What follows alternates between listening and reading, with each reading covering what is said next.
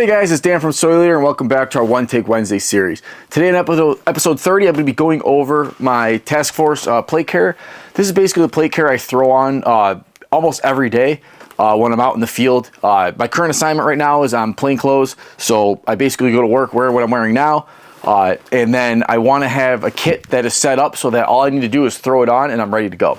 So I'm going to go over this briefly, not a ton of detail, but hopefully kind of give you an understanding of why I have certain things the way I do.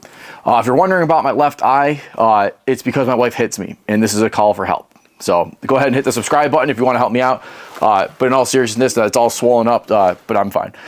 So the JPC, or the plate carrier itself is a JPC. So this is a JPC 2.0. I'll just be honest, I'm very fond of these plate carriers. I've tried other ones. I would say probably my second favorite is going to be the Faro Concept Slickster, or their full plate carrier. I do like that one quite a bit. I was testing that one for quite a while, but JPCs is kind of just what my department goes to, and luckily for me, I like them quite a bit. So we have on here, the color is going to be black. You'll notice obviously my SWAT one is multicam, but for my day-to-day work, I am utilizing black as the color scheme. You'll notice a big, gold and yellow, or yellow, gold, whatever, sheriff patch in the front. And then I just have it covered up right here, but essentially on the side here is going to be a large sheriff star with, the insignia from the department I work for. Just to not dox myself, I just have a piece of tape over it right now. So why do I have that? And you'll notice in the back, I've got an extremely large one. I think it's like a maybe 2 by 12 on there. It's probably 12, right? That's average. But why do I have those, right? So anytime any police officer is involved in some sort of officer-involved shooting or some sort of incident, the first thing they're going to do, or not the first thing, but down the line of things to do, one of them is going to be to have a technician come out and take a photograph of what you were wearing, right? Again, obviously, criminal's defense is going to be that, I didn't know I was shooting at a police officer with my illegal gun and that sort of thing. So we always want to utilize a lot of markings in sheriff identifiers or police identifiers that stand out. If on your plate carrier or on your kit, you have a very small little mark that says like police on it or sheriff, but it's real small, like you're going to have to justify that in court. So why not have something that's, large and, basically just stands out a lot and it's high vis, right? That's what we consider it, high vis. So I want to make sure there's no confusion that we are the police officers besides us saying, police or yelling police, that sort of thing. So that's why I have those on there. In the event that we're doing surveillance or anything like that, you can easily cover this up with like a button-up shirt or a blanket or any sort of thing like that. As far as the chest rig on the front of this, it kind of looks weird because what you're seeing here on the outermost side of this chest rig, you're going to have the Blue Force, shingle there. This is the 55556 insert. This is the older model. I will say that the newer model had just come out, and I'm like, hey, I'll just go with the older model. I kind of regret doing that. The real reason I regret doing that is flashbangs. So we run CTS mini flashbangs. There's a couple behind me there on the shelf, the dead husks of them. But they sit much lower in the new ones, which is nice because the pin and spoon are completely protected. These, they sit up a little higher, which is fine for grabbing and indexing the flashbang. But for just a general kind of admin multi-purpose pouch on the front of your kit, highly recommend those Blue Force Gear ones, whether it's the old one that I have here or the new one. You can see I've got a Surefire Stiletto Pro in here. That's what I utilize for my handheld. And then next to it's just a Christmas present my lieutenant got me. It's a Gerber pen with a little window brake on there. I haven't tried using the window brake on this. Usually we utilize the spark plug on some 550 core. That works pretty well for the tempered glass. And then, so what is the Blue Force Gear thing sitting on? It's actually sitting on a Spiritus Mark V chest rig. Now, you'll notice I did cut off the front here. They have like the little indexing spots where you can put the shock cord and utilize it for retainment. I did take that off. For me, it sat a little too high, and I wanted to be able to index my magazines a little better.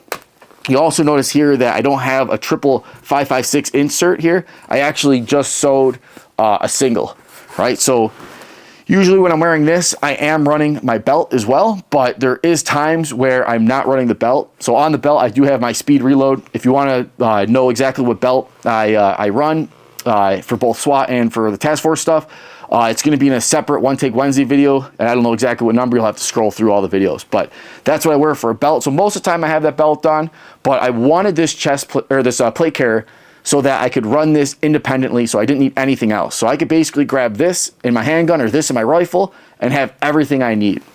So with that, I have one mag in the rifle, and then I have one extra one here. Or if I'm running my belt, I've got the one here and then the one on the belt. All right, so I always try to have at least 2 mags. For most situations in law enforcement, I don't think you need more, but that's my personal opinion. Again, you could have like an LA bank robbery shootout or some of these coordinated terrorist attacks, which are probably coming to our country.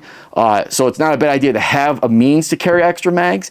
And in this situation, if I wanted to grab extra mags, I have them in my car, and I could simply just take them and slide them into, again, this Blue Force placard. So the Blue Force placard is super useful for that reason. It's just very versatile. And then you'll notice, hey, what do you have on the side here, right? So like I said, I'm not running the 5.56 insert going all the way across. I sewed myself a little zipper compartment. So this zipper compartment is similar to like the Axle ones. Faro Concepts, I think, makes a couple, but I don't believe any of them were the correct size to run one mag and the zipper compartment. So I sewed my own. That's one thing nice about having a sew shop at your disposal, is I sewed my own, right? So in here, I can open this up. You can zip it from both directions if you want, but usually I will just have it here and just zip it from left to right. And like I said, so because I want to be able to throw on this plate carrier and do everything I need, you'll notice I have a set of cuffs in here. So I sewed, so inside here, this is lined with with loop Velcro. So I made a little handcuff carrier that will hold the handcuffs inside there. I've got that. I've got a pen, a Sharpie, a handcuff key, and then on the right here, which again is for more admin, definitely not mission essential, but I do have a Gerber multi-tool. It's not mission essential until it is, because your holster or something is coming undone and you need stuff fixed. So that just goes in there and that zips shut. On the right side here, again, I've got the best tourniquet holder in the world. That is the Soy Leader belt mounted tourniquet holder version 3. It's attached to the side of the chest rig on the Molly. So the Safariland has Molly, or not Safariland, the Spiritus system has Molly on each side here that you can weave stuff in. So I've got a version 3 tourniquet holder here. Again, obviously I have it with the hood installed, so it covers up the windlass retainer, so nothing's getting caught on you. You'll notice for all my plate carriers, this is a common theme, is I'm a right-handed shooter, so I keep the right side nice and slick. That allows me to draw my gun and present my firearm, my handgun, without any interference of having pouches or flashbangs, that sort of thing on that right side. Moving along to the other side here, again, I want to have this plate carrier stand alone, so I don't need to throw on any other belt. With that, I again like to have an extra mag. With any semi-automatic firearm, if you look at if you wrote down a list of all the malfunctions you're going to run into, a lot of them can be induced by your magazine, right? So there's definitely times you're going to need to strip that magazine to be able to correct that problem or reload your firearm, and to do so, you need a fresh magazine. So you'll notice I have one rifle and then I have one pistol magazine on the side here. Where I put my phone, so I'm not running the Juggernaut system on here yet, but I most likely, when I decide exactly what I want to do with either a work phone or a personal phone, I will probably throw a Juggernaut like end user device on here to allow myself to pull up drone feeds and that sort of thing. It's just a good spot to put your phone that's out of the way, but also if you've ever done any sort of surveillance, or if you've ever done any sort of coordination as a supervisor, you're constantly on your phone. So you can pop it right here, have it on speakerphone and whatnot, and still be able to communicate. But for the time being, I'm just utilizing the little pouch at the top here that allows me to slide my phone in the top for the time being. It is nice to pull up drone feed where you can watch the suspect get out of his house, watch him walk down the road, and then when it's time to go, you just fold it up real quick. So it is a nice feature. One of my partners utilized that pretty recently and it worked great. As far as radio pouches, so I do have the Cry radio pouches on the side here. I have it, so I only usually running one radio when I'm doing this sort of stuff, but I do have the other pouch on here because again, you never know when you might need to throw an extra magazine, flashbang, smoke, that sort of thing. So it is a nice kind of universal pouch, and if you're not using it, it's nice and slim, doesn't get in your way. All right, moving around the side, you'll get my opinion. The guys on my SWAT team, have heard this so many times, so they probably all hate me. But if you're not running at least soft armor sides as law enforcement in the U.S., in my opinion, you're missing out. All right. So I've heard the excuses of, oh, I'm too bulky, it's too heavy. And I'm like, if you guys saw the armor that guys were wearing and doing work back in the day, like, you wouldn't complain about a few ounces on the side when it's going to protect you from shotgun and pistol rounds. I don't have the stats in front of me. I'd have to pull them up to see how many law enforcement die from handgun or shotgun rounds versus rifle. But to me, it's just a huge value added for not a lot of cost, right? You're talking about a little bit of weight and maybe, I'll give it maybe a ½ inch, maybe, right? The armor itself is probably a ¼ inch, and then the Molly cummerbund is probably another, 1/8 inch or so. So to me, if you're not running side armor, you're wrong. You should probably run at least side soft armor. All right, moving around the back. Again, this plate carrier, I will be sitting in a vehicle sometimes for 8 hours, or I'll throw it on right when we're jumping out on someone. It all depends on the situation, but you'll notice I don't really have anything on the back of this. Same with my task force belt, is I don't run anything on the back because I want to be comfortable in the car. I do have 2 little quick cuffs on here. If you've watched my flex cuffs, if you watch my flex cuff video, you'll understand how much I hate them. But to me, just having 1 set of handcuffs doesn't always do it. So I do have 2 extra ones on the back here. With any sort of flex cuffs, guys, make sure that you replace them relatively often. You'll notice here that there's a good bend on the bottom of each one. And over time, any sort of plastic and that sort of thing, they'll become brittle there, especially in the sun or just old age. They start drying out.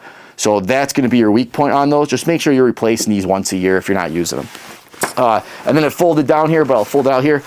You'll see, well, where do you keep your IFAC then, right? So normally I keep a small of the back IFAC, similar to your mom's tattoo.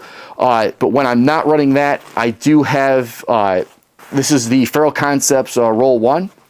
Now, you'll see here, when I'll try to get you a side view. Let's see if I can do this. I don't know if I'll be able to. Let me tuck that in. There we go.